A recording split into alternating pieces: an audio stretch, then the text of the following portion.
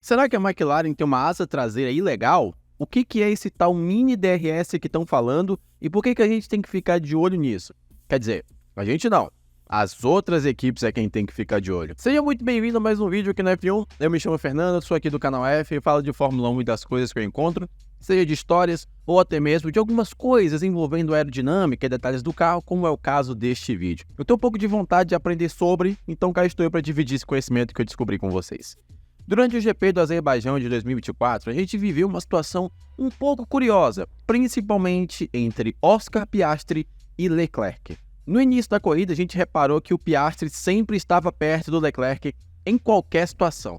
E no circuito do Azerbaijão, que tem muita reta, isso chama a atenção da gente. E quando o Piastri ultrapassou o Leclerc não conseguia se aproximar do Piastri, ou pelo menos tentar ultrapassar, com o DRS aberto. É como se o carro do Piastri fosse mais rápido que o do Leclerc com asa fechada.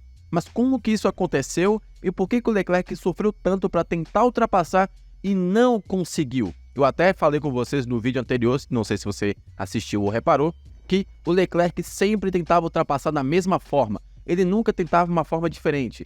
Talvez isso tenha sido influenciado pelo fato da McLaren ter um truquezinho na sua asa traseira. Eu quero que você repare essa foto comigo.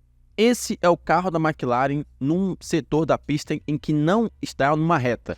Pode ser na entrada de uma reta ou até mesmo no final de uma reta durante uma freada. Pode ser numa curva também. Você repara que a asa traseira ela não tem nenhum tipo de abertura além do que a gente já está acostumado. Os carros de Fórmula 1 têm uma pequena abertura na asa traseira para a passagem do ar, obviamente, e para também acomodar o flap do DRS, que é aquela partezinha que levanta. Repare que não tem nenhuma abertura anormal. É apenas uma asa traseira comum. Mas aí quando a gente vai para uma reta, aparece o detalhe que eu tanto quero abordar nesse vídeo. Repara nas pontas do flap, do DRS do Piastri. Estão levantados. Ele está aqui em plena aceleração. O carro dele está sofrendo a ação da passagem do ar pelo carro e, claro, da resistência do ar, fazendo com que a sua asa traseira tenda a fletir um pouco e, no caso do carro do Piastri, as pontas do flap estão levantadas. Será que isso é legal ou é ilegal? A gente sabe que isso é anormal, isso não é o esperado para um flap de DRS fazer. Mas o que a regra diz? Até o momento que eu estou gravando esse vídeo, nenhuma equipe reclamou disso, então segue o jogo. E parece que a FIA também não vai mexer nisso. O que o regulamento diz, eu não vou trazer a regra aqui porque é bem difícil explicar, porque mexe com muitos números de milímetros e tal. Mas vamos dizer que, nesse caso, essa pontinha que está fletindo, que está subindo, ela está seguindo o movimento natural da asa que flete após passar pela resistência do ar. Entre outras palavras, é como se esse movimento fosse natural e esperado para qualquer asa traseira. É como se aquela pontinha ficasse passiva na situação. Ela nem abre e nem fecha, ela só fica lá dependendo do movimento de flexão da asa traseira. É como se fosse um movimento passivo, se assim a gente pode dizer. É como se ela ficasse parada e todo o resto da asa fizesse o trabalho. O que vai de encontro com o que acontece. Porque de acordo com o que fizeram numa comparação na velocidade de reta máxima entre Piastri e Leclerc com a asa fechada, foi entre 2 a 4 km por hora durante ali a suposta ativação daquele gapzinho da ponta do flap. O que, em tese, não faz lá tanta diferença na Fórmula 1. No entanto, é aquela coisa. Cada centímetro e milímetro importa, então acaba influenciando de um jeito ou outro. E aí a gente começa a lembrar de algumas coisas que aconteceram. Poxa, mas por que antigamente, em 2021, quando teve aquele lance das inclinações das asas traseiras, que eu não lembro se foi da Red Bull ou da Mercedes, por que naquela época foi estudado e nessa época não?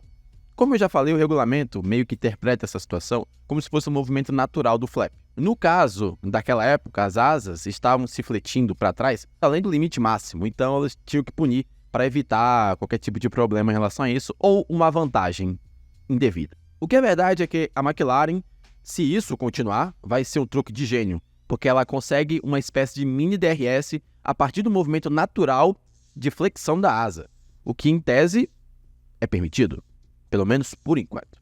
E enquanto eu editava esse vídeo, saiu uma outra notícia dizendo que a FIA fez as verificações da asa e disse que estava tudo bem, tá? Então, por enquanto, segue o jogo. E a julgar que a McLaren está abrindo distância no campeonato, isso vai ser extremamente importante.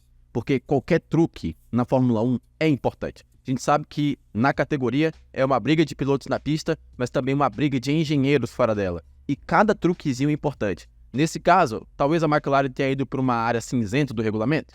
Talvez tenha ido, e deu certo. Agora resta as outras equipes reclamarem com a FIA ou fazerem igual. E a gente sabe que de um jeito ou de outro, elas vão tentar replicar isso.